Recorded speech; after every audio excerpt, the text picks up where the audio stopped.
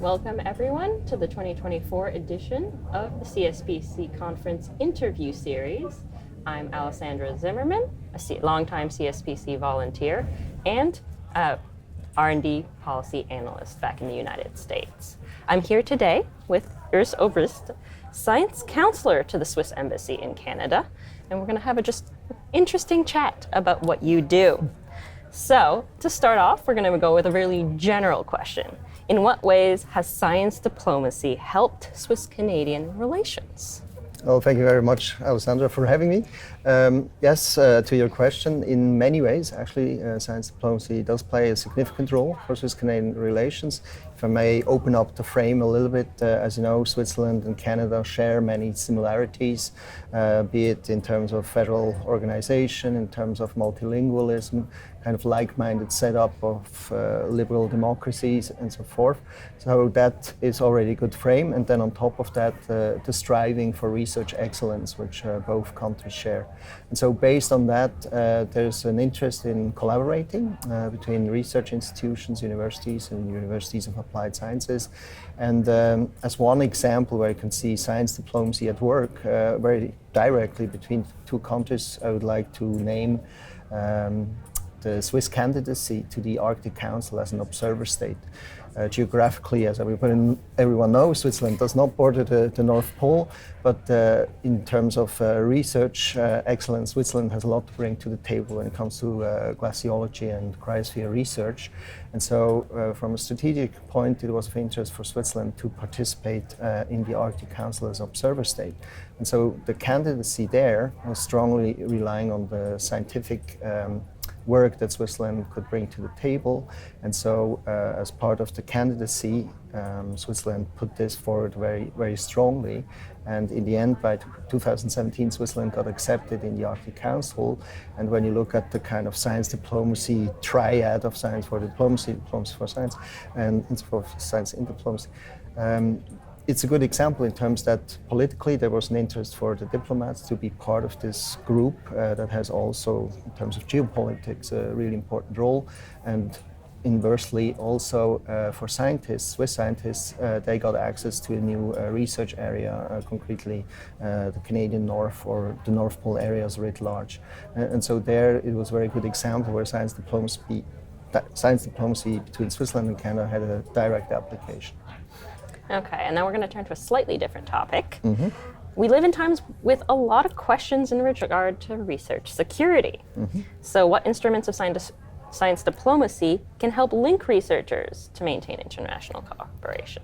Yeah, if we kind of divide those instruments into three categories, I would say it's the kind of the support instruments, it's the operational instruments and the strategic instruments.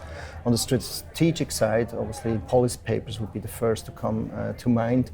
I want to focus on the operational ones, and there certainly you could name science and technology agreements between countries, either bilateral or multilateral.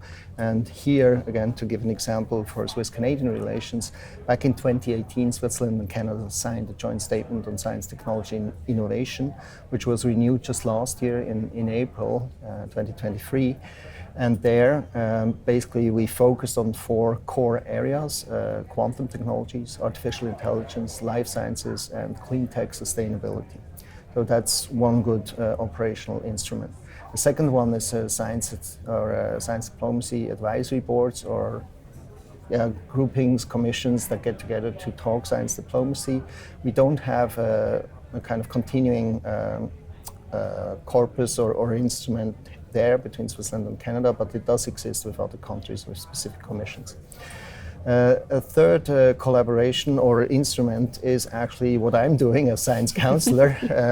So I'm actually part of a large network of Swiss science counselors around the world. We call ourselves Swiss Next. Mm-hmm. So you have to imagine around the world in about 20 positions there's based at various embassies, science counselors in countries such as Canada, the US, South Korea, Japan, so very strategically located.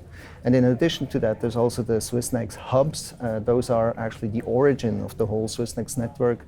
Back in the year 2000 in Boston, this was kind of a first lighthouse of science diplomacy when this first SwissNext was established there. And of those, we have 6 nowadays. The number fluctuates, also some get open, some get closed depending on the interests. And so that's really a very strong instrument on the operational side to actually activate science diplomacy, which I guess in my case and the case of my colleagues around the world is really to get in touch with the stakeholders here in Canada, obviously, be it the funding agencies, be it the universities and so forth. As a last element, when it comes to operational tools, we also have funding agreements. Naturally, here just recently, also in the context of this joint statement that I mentioned, last year also the Swiss National Science Foundation and the Canadian Institute for Advanced Research signed an agreement of cooperation. There was money on the table, and which then in turn enabled researchers to go between the two countries, and it has already become active. So in a very short time, this has become operational. In terms of support instruments, just to conclude this briefly, one can think about training opportunities.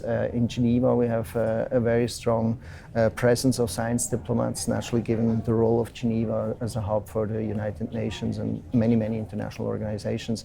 So there's many training opportunities in and around Geneva. Okay, so we've talked a little bit about the things you have done. My next question is, what is on the horizon for science diplomacy? What is an issue to come? Well, I think there are many challenges on various levels. I mean, if you look at the geopolitical situation right now, one of the questions that comes to mind is certainly the question of research security. Who or which countries do you want to partner up with? When you look at topics like data sharing, data security, you have to make sure you're in a comfort zone with your partners. And so there, certainly a lot of challenges ahead. Second element is certainly with regards to the actual scientific breakthroughs. One instrument that Switzerland has is the Geneva Science and Diplomacy Anticipator. So when you ask about the challenges ahead, this institution based out of Geneva actually looks exactly into these kind of questions. What is the next big thing in terms of life sciences, IT, ICT, you name it. And so that actually brings together on a global level experts. Some would say, well, it's futuristic, but in reality, it's all scientists that come together to discuss what's the next big thing 5, 10, 25 years down the road. And so they also have an annual congress in Geneva, which really brings together outstanding experts from really all fields.